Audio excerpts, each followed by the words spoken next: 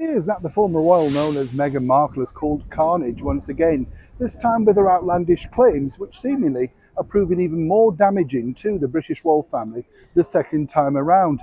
As ever, let me explain. Hi, good morning. Neil Sean here in the very heart of London. Nice to have your company. You know, I often say here on the show, you do kind of think the ex-royals have topped themselves, in stupidity. And then you kind of think, oh no, here it comes. There's another problem, as one can imagine.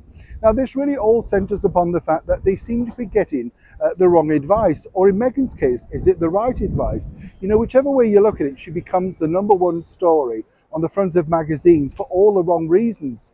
But as people have often pointed out, narcissists really just like to be noticed. It's never their fault, never their problem. And more importantly for them, you see, they just enjoy the fact that the fan of flame is thrown across them. This particular story all centers upon a forthcoming engagement that they have at the beginning of next month, which is the Ripple of Hope Award. And basically what's happened, I'm sure you've read across this story, is this.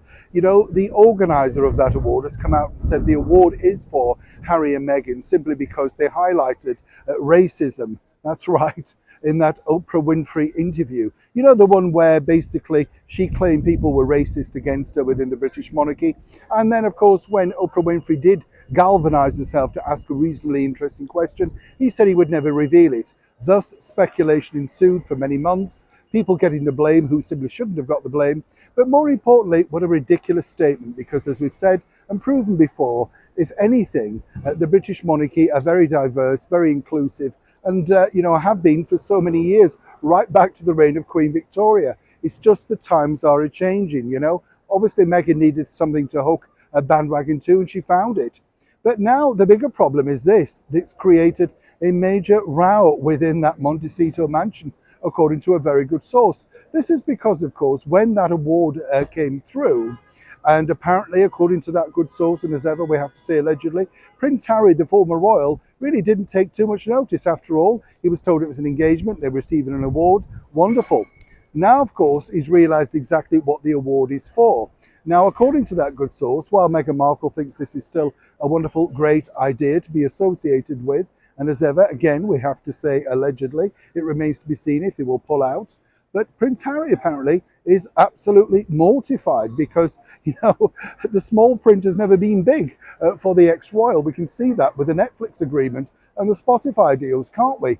So for now, there is a big problem over in their own world because obviously a lot is riding on this, We told you if you want to sit at their top table, you could be paying up to $1 million.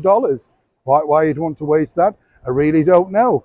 But that is the deal. And what's interesting about this is, obviously they've decided to come up with this outlandish claim simply because they need some more publicity. As for Harry and Meghan, this is truly, truly backfired. It's making them even more, if that is possible, disliked, where they were once so welcomed and so liked over here in the United Kingdom.